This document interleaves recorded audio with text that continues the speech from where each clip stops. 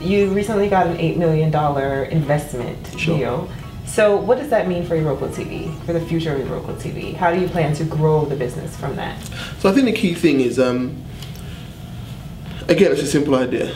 There's a value dislocation. We need to find a way to solve that, right? So it's expensive, just setting up in New York. Again, we're not at some weird back corner of New York. We're like, in Manhattan. The kind of people we can attract now in terms of people who can work for us, we can afford to pay them, and we can have much more longer term views in what we're doing. So the guys downstairs in Oxford, we have a couple of Harvard MBAs in there, we have a Stanford MBA in there, we have a Wharton MBA in there. So we're kind of trying to pull together the most smartest of like young black Africa to sort of try and solve this like massive problem. And I think and I think the thing is that they're excited about the opportunity, but they're still got to pay their bills. They've got loans to pay off as well. But it's just freeing us to kind of do what I think no sort of African company has done in terms of like media technology, is sort of take it from like here to like here in terms of just like the scale of what we're doing. So what advice do you have to other young entrepreneurs who need investment and they don't know how to go about getting it? They might have a great idea, but they don't know what the next step is.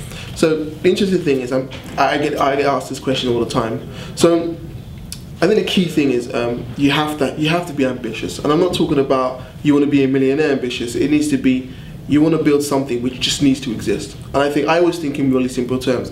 If iROKOtv.com didn't exist, would Nollywood and the fans be poor for it? Most definitely. So it kind of needed to exist to be there. And anyone who looks at it just automatically gets it, that, you know what? Why didn't I think of that before? I think every single person who told me, like, man, I thought of that before. It was, so many people had this idea before us. We just executed it better. I think no one's going to give you money for an idea.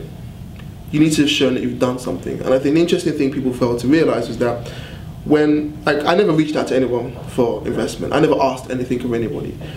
People approach me. Even now, every single week, we get people inquiring about sort of giving us more money. At the time, we didn't need the money. And the cool thing is that, we had 40 people. It was me and 40 people. And we're making tens of thousands of dollars a month in Festac when we first started. I was working at my apartment at the time, so we had the building blocks of what, iROKOtv and the whole company became. And I think the key thing is that you just have to demonstrate you've done something. How did your deal with the filmmakers change after you got such a large investment? Are they getting paid more? How does that work? I spent like $5 million or so already from cash flow and from the investment, pouring at Nollywood. So, we've licensed a 5,000, 5,000 movie sort of library. Again, we have 100 people in 3 offices, and their focus is on trying to monetize that. Content has a value. We're just trying to solve that value. So I think we've paid producers more. We've put in place the building blocks. So forever going forward, there will be some value attached to this content. I believe with the amount of money we put into the industry as well, that we're attracting more people to look at Nollywood more seriously. It's been reported that iROKO is worth about $30 million. Is that true? Who knows? It literally is like finger in the air, which way is the wind blowing, who knows. I think the key thing for us is that, we're 18 months old. If this was to be the peak of our success, I think we would be bitterly disappointed in terms of our potential. And $30 million is not like that's not a huge amount of money. That's not something to really celebrate. It's just for, if that's what Forbes have said, and I'm not too sure where they're getting information from. It definitely wasn't from me. But if that's what they feel, I think that's it's a big congratulations to the whole team.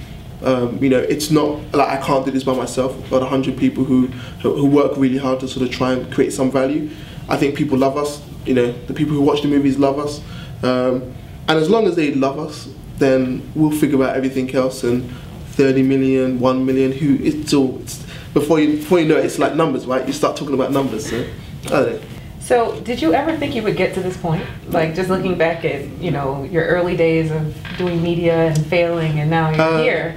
No. So, the interesting thing is that people always say to me,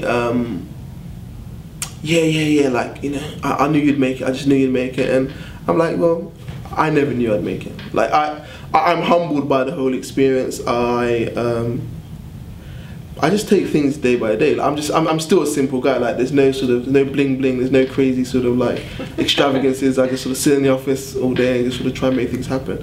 For me, I'm just happy to be given the opportunity to at least be having these conversations in the first place and to have a little bit of success. And I think, you know, in terms of celebrating it, forget celebration. If it inspires one person to go out there and do something else, then brilliant. I'm all for that. But okay, you're Nigerian. Yep. You haven't bought any bling?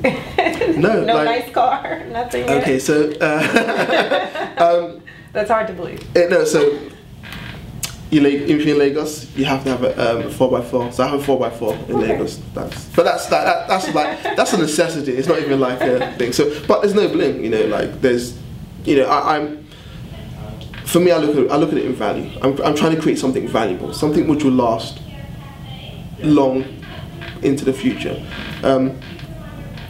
You know, when the money came in, people expected me to sort of go and start doing some strange things, but at the end of the day, like, you know, I was living in a BQ to like January. You know, just January just gone, and it's not because I can't go and live anywhere I want to. It's because I kind of wanted to be near the office. So in a BQ office, I used to live there.